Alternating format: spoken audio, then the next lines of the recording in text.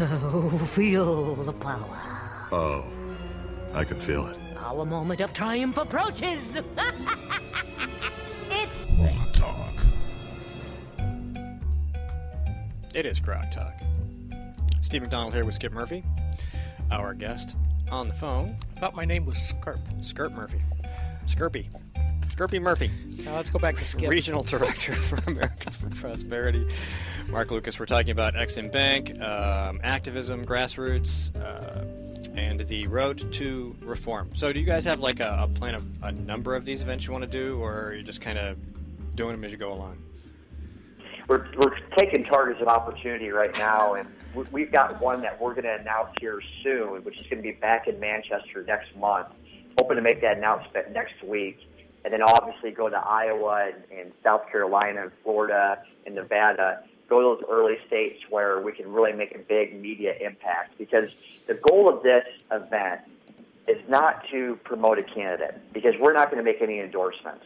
The point of this tour, the Road to Reform, is to really promote free market economic policies that are going to benefit families and business, and that's the big thing, is to get our policy agenda into the news cycle. Because you see that the mainstream media, they're more excited in the horse race, they're more excited in what Jeb Bush has for lunch or for dinner, and more interested in if Hillary Clinton stopped at a restaurant with her glasses on. I mean, all this inside stuff that nobody cares about. We're more focused on how can we talk about policy that affect people, because personalities and political parties will let people down, but we need to focus on these policies that really make a change. Isn't that kind of hard, though, in our celebrity culture, where more people know what's going on with the Kardashians than what they do their knowledge of the Constitution? I mean, everything points to pop culture, and yes, I do believe what Andrew Breitbart said is still correct, that politics is downstream of culture, but it seems like there's a dam in most people's minds that separates that downstreaming from the culture to the politics, and they don't understand anymore that the politics can affect the culture in ways they're not even aware of. Just look at the decisions that were made in the last couple of weeks at the Supreme Court. These are huge, huge, decisions that are materially going to affect a lot of people's lives. No, I agree with you. It's tough to cut through the clutter, especially when it's this early in the cycle. When it's this early, when you're looking at June and the Iowa caucuses until next January or early February. So it is difficult. You got to find different ways to kind of utilize messaging that works with people. Americans for Prosperity, we put together some really good ads, online. We do social media engagement. And the messaging isn't your typical in-your-face, President Barack Obama's bad for America. This last web ad that we did following the Burwell-King decision was just two people holding hands, as they're in a medical room, and you hear all the buzz from the mainstream media about the politics of healthcare. And at the end, we talk about how healthcare is about people, not politics. It's a really hard-hitting video ad or web ad that we've done. You can see it at americansforprosperity.org/Burwell. But we try to take those messages like we did in 2014, where we had a normal person just in front of a white screen and talking about how ObamaCare is not working. And it really grabs people's attention. So I think you got to look at ways that definitely cut through the clutter, and people will pick up a typical political mail piece and throw it away.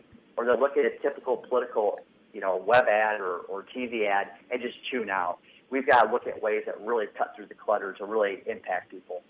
Certainly that series of ads that you did made the Democrats' head explode here in New Hampshire in no small amount in ways. I mean, it took over some of the political bandwidth for quite some time, because you had activists who were tied to the Republican Party and just regular activists, and they hated it.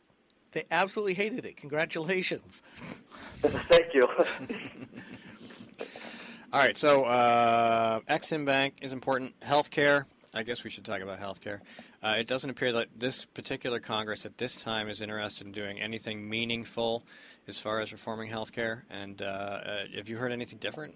No, you hear the same old talking points that we need to repeal Obamacare. And I think the conservative movement really needs to be able to do some things in the short term to help patients. And you're kind of at a crossroads here where you have some people that do not want to do anything to the law to fix it. And you've got other people that are willing to do it but have a long-term vision of repealing Obamacare. What we view at Americans for Prosperity, we want to help patients right now. I think it's really cavalier for people to say, we're not going to touch this law and we're going to disregard patients just because we need to fully repeal it. I think there's some short-term things that we can do to help the American people with still keeping our eye on the ball that this law is terrible and that we've got to eventually repeal it. But there's some certain things like we believe that we can repeal the medical device tax. And I see some bipartisan support for that in the United States Senate. If you look at Al Franken from Minnesota, he is one of the most liberal senators we've got. But there's a large medical device company in Minnesota called Medtronic that has lost lots of jobs and lost lots of business. So we can repeal the medical device tax that will not only bring more jobs to some of these states, but also be able to lower the cost of devices for patients. And that's what we really want to do with AFPs. We want to help people. So I think that's one thing that we can do. And also, restoring the 40-hour work week. The House of Representatives already passed that. But due to the law and due to the terms of the health care law, people had to redefine basically what the work week was because Obama's current definition was 30 hours. Now I was thinking, how in the world can you redefine the 40-hour work week? That's a part of the American fabric. But essentially, due to the Obamacare, employers had to readjust people's hours per week, which has hurt families. So those are two quick measures I think we can do that make sense, that has bipartisan support, but keep our eye on the ball that we've got to repeal Obamacare, but we better put together a solution that will help the American people. And because right now, healthcare is absolutely a mess. It's in complete disarray. No matter what you see on Wall Street, you saw that hospitals and everybody in the healthcare industry, that their stocks were rising. But what's more important is people's policies, their premiums are rising. People continue to lose their health care coverage they enjoyed that was right for their family. So as some people benefited, other people suffered, and we shouldn't be in the business of picking winners and losers, and government's got no business of being in health care. Certainly on the day that the Obamacare decision was made, I put up a post, and I don't have it up in front of me because it just came to me in response to what you said, but there was a hospital that just announced it was laying 375 workers off directly due to Obamacare and the low rate of reimbursements, and it just can't afford to have these people going or staying on the payroll that were direct patient care folks. They had to let them go. And you're talking about the medical devices. We're seeing it in the direct patient stuff. And what has infuriated me the most was the rumors, and I haven't seen them substantiated, but I tend to believe them, that there were a lot of D.C. Republicans that were absolutely elated over the Obamacare decision because it meant that they didn't have to do the hard work that we elected them for to try to fight this thing. They got a buy, and they're ecstatic. So when you talk about the medical device tax and some of the other things, the work week, do you really think that we can trust the Republicans to do the right thing? How many Democrats are going to go against Obamacare given this decision by the Supreme Court? Politically, can you get this done? I think on those two issues you can. I mean, especially when you talk about the 40-hour work week. If you talk to anybody, and it doesn't matter which generation, doesn't matter what part of the country, if you ask them what is full-time work in a week, they'll all say 40 hours. And when people are having their hours cut and when they're having to work additional jobs to provide for their family, that is a bipartisan issue that we've got to fix. And we've seen that with a bipartisan majority in the House. I'm sure we can get that in the Senate, especially with the repealing the medical device tax. I talked about Al Franken up in Minnesota. There's also large, I think it's Boston Scientific up in Massachusetts, which is a big provider. So that you've got their delegation there for it. So there's some common sense things that we can do, but we've got to really lean in on these so-called conservatives and have them do the right thing, whether it's Obamacare or XM or just spending in general. We've seen that a lot of these politicians, as you said before, they don't want to make the hard decisions.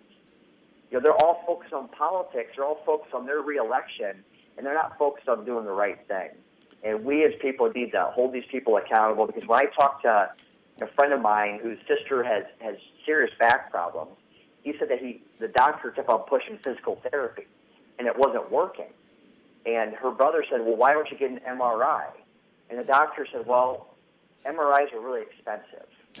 And it's unbelievable. We used to be able to, under healthcare before Obamacare, we didn't have, doctors had to make decisions based off of the government and what the government was going to pay for or not pay for. It's really a sad day when it comes to healthcare in this country. Well, Mark, we've reached the end of this segment, and I want to thank you so much for your time, and good luck, and hopefully I will see you again up here in Manchester soon. Sounds good. I'll see you guys next month. All right. You have a good weekend. Take care. Bye-bye. All right. Thank you very much to Mark Lucas, Regional Director for Americans for Prosperity. This is the closing moments of our program, and, of course, thank you very much, Skip, for coming in and filling in for Mike, and obviously bringing lots of great questions. Well, thank you. Thank you. A lot of people may have noticed, a couple have noticed that I haven't been writing at Granite Rock for a while. I haven't been here except in an emergency where another set of technical hands were needed. Yes, folks, I have been on a sabbatical after 9 years and 5 days. I think I had burnt myself out of, just posting like a madman most days. And I was finding that I needed to rejigger and rebalance my life. So that's what I've been doing the last month or so. And I don't think that my rehabilitation is over, although you may have seen some posts. You may see some posts here and there as I try to work through so I can say, I'm not just a blogger. That's not what defines me anymore. All right.